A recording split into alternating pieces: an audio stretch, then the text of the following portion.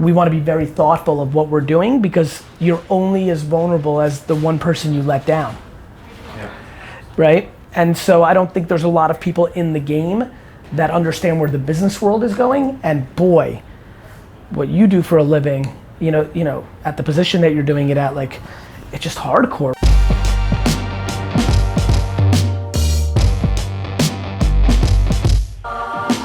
Yo, what up, vlog? Location, just like I'm sitting here right now in the Sydney, Australia airport.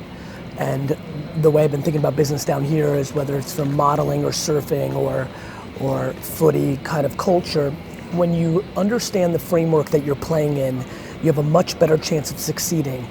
In this little chat I had with a first round pick of the New York Mets, I was really trying to articulate to him and his family, but really him, if you watch it carefully, even though I'm not directly addressing him, that you need to squeeze your moment. I'm yelling at all of you for squeezing this Facebook ads, Instagram influencers movement the way I didn't as much as I wanted to with Google back in 2002, because it's a moment in time.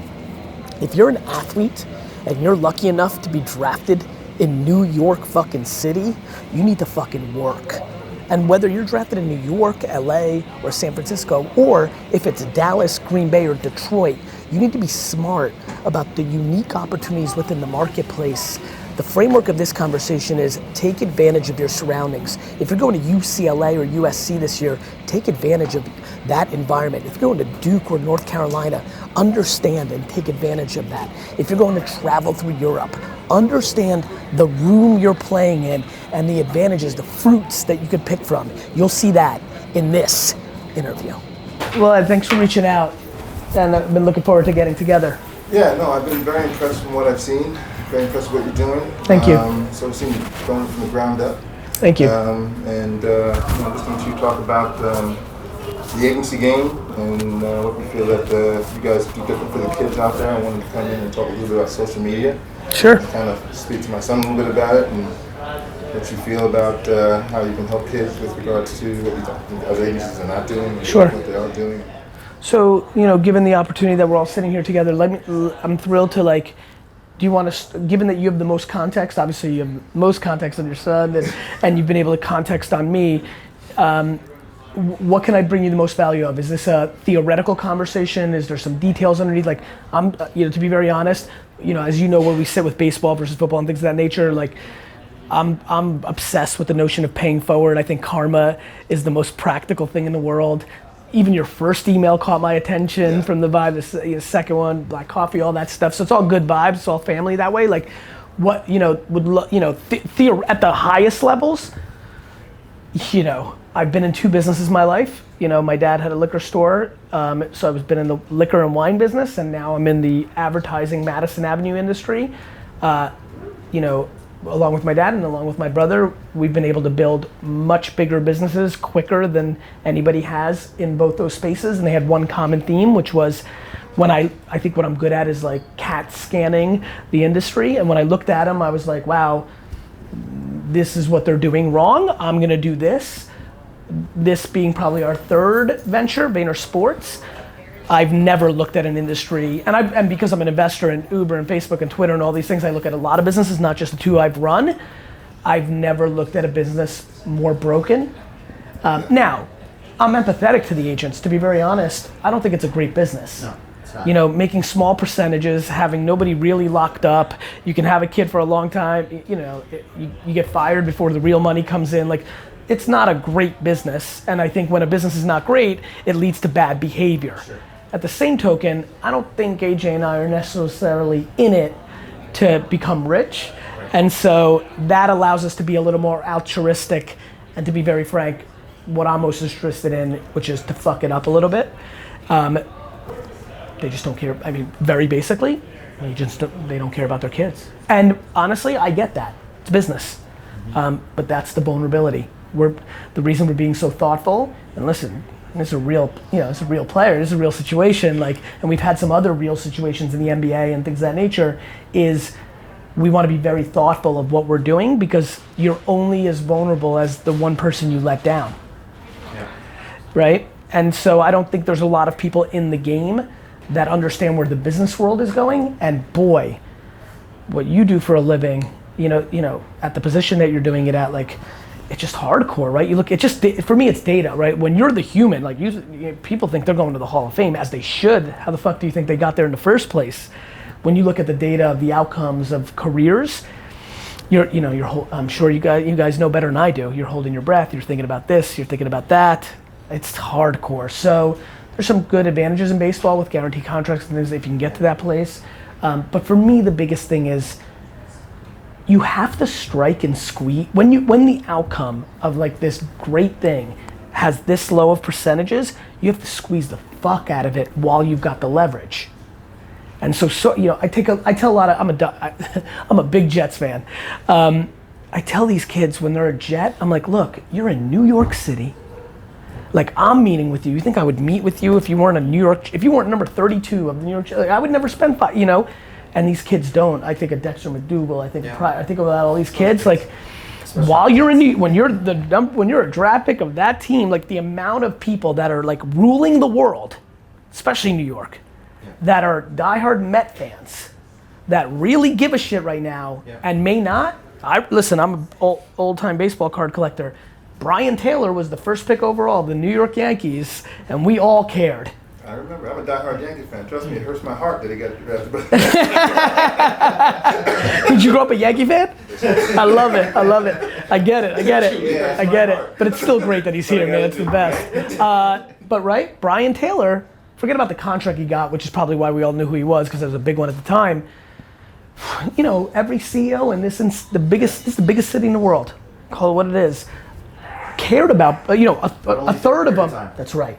And so for me, the most important thing, like if I was part of this team, an enormous amount. Now, first of all, I think the other thing that's going to allow us to be successful, and the thing that you should be always thinking about, is does the person representing you have empathy? And why I think about empathy so much in this business is my strategy would be like, hey, my man, we need to meet everybody who gives a shit about the Mets that matters in New York, that can put you on, whether that's advice, whether that's getting you business opportunities, whether that's writing you a $50,000 check when you're probably worth $1,500 as a face of a marketing campaign because they can afford it and they love the fucking Mets. Let's do that. On the flip side, the reason I said empathy is if he's like, man, I'm just working on this third pitch.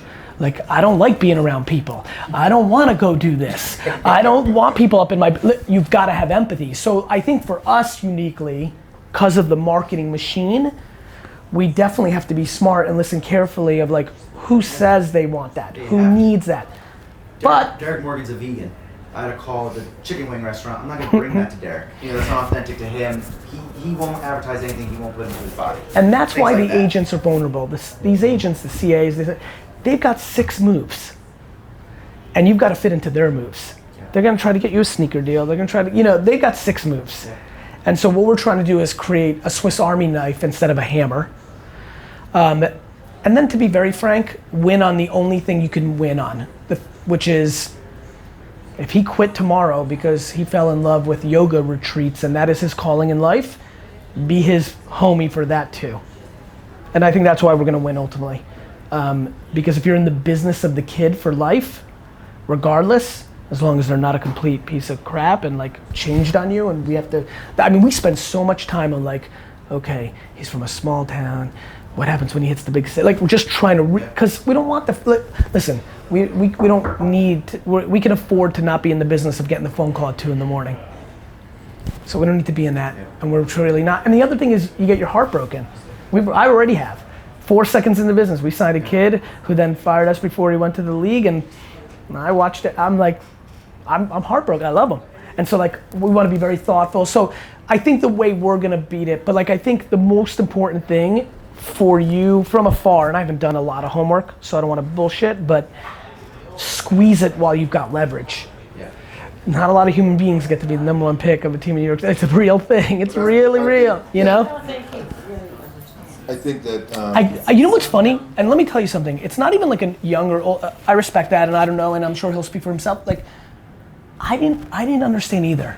Like, by the way, you don't even understand how. I bet you don't understand how lucky you are to even be a human being when the math is 400 trillion to 1. How can you? You're a human being. It's what you know. You know, like I sure, you know, he can't feel what it feels like to only be able to throw 57 like the way I can feel it. He just doesn't know what that feels like. He did that when he was 7, right? Like, you know, the key is empathy. You're right. He doesn't in the same way that all of us sitting here can't. You can't. What you've got, you take for granted by the nature of being a human being. It's all of us around each other that see it, right? And so for me, it's not about, I have no interest in being, you know, I'm surely not here. Listen, I'm empathetic, I love it. I'm even more excited now about the meeting based on the way it's going, but I have no interest in being like, hey, listen to me, kid, like I fucking made it, you know, that doesn't work. The reason so many kids resonate with me and why I have 2 million followers on Instagram is I went to USC football team and spoke to a football team like, yo, for 91% of you, this is the greatest year of your life. I saw that. And because it's true. It's not because I'm cool or I came in with swag. It's because it's true. Go look at every fucking person that was drafted in the first round in Major League Baseball and look at what's happened. A lot of good because there's a lot of fucking talent there, but a lot more bad than you would think than just because it's life. It's the truth, right? So for me, it's super compounded because of the local kid and how big the money is in New York. You can get, if you were the first pick overall for the Royals, off the field money is different than being a first round pick for the Mets in New York as a local kid and all the advantages you have. That's something you need to debate. And it's hard because it's a counterpull from what, no question you should be focused on just being a great fucking, like I get it, right? Like that makes sense. That's what should be going. So finding that right balance, I think is super hard and a challenge, but super important because it becomes, I spend a lot of time with kids that just regret. It's just regret, right? And it's, sports is fucking, you know, I grew up probably like a lot of people, which is like, fuck man, I was real sad around 3rd or 4th grade when I realized it wasn't gonna happen. You know, we all grew up wanting to do what you do. But as now that I'm a 41-year-old man and now that entrepreneurship is so cool, it's even easier to say, fuck man, I was like, fuck, thank God I wasn't an athlete. It's over when you're 30. Like everything that, you know, like for a lot of them, I think about running, Curtis Martin, you know, running backs, like, it's, you know, 28 years old running back, you're finished? Like, what the fuck? You're a kid, right? Like we've lived it, right? We've been 28. So I think it's just all those feelings, all those thoughts. And I think it's the balance of like following your intuition and your gut, even when you're so lucky to have good voices around you, pulling super hard of like doing what you want to do and believing, and that's real. In parallel, in opposite direction of listening to everything and filtering it. Not saying no to anything up front, just so you hear it, and then you being the filter. Too many kids just say no up front because it's from their dad, it's from somebody else. It's like, fuck you, I'm not gonna be like you, I'm gonna fucking make all that shit. So many people just don't even hear it. The only piece of advice is hear it, and then make your decisions. Not for anybody but yourself, not for that man, not for her, nobody, for you. Because that's how you win, that's how there's no resentment, that's how it's real family all the way through. I think people break on both parts. They don't listen to everything. You should listen to everything. And they do make decisions for other people besides themselves. And those two macro vulnerabilities to me are what is really my anchor advice. And squeeze the shit out of your situation because it's an opportunity. It's an opportunity. I had a conversation with his agent. I told his agent, and I told him to watch you. I said, you guys got to get this. Because if you don't, the industry's going to go this way. Yeah. I just have that feeling of what you're doing. And I look at his opportunity in this city, who he is. And he has the same feeling that you have with your success and where you're going. He's the same way. And you know what's crazy for me? Unless I have a terminal disease, I should be good. He doesn't. I've become real empathetic to that. You know, like I literally every night, I'm like, hope I don't die, hope I'm not sick, like hope nobody I care about is sick, because that's my only kryptonite. I'm, especially now, it's over, other than something tragic, right? To the 7 people I give a fuck about, which will slow me down for a year, or me, could slow me down completely. You get to one pay, right? That's scary as fuck, man. I don't envy, and I respect the shit out of the psychology of that. Which then creates even a greater sense of urgency for me of like, hey, be thoughtful of how you want to do this. At the same token, putting your face up, putting yourself out there and doing things, that's a DNA thing. Not everybody's an extrovert. Not everybody likes it. Not everybody wants to sell out. Yeah. You know, like, Big aspect between you and I, right? I don't want to go on stage or anything like that, so DNA matters too.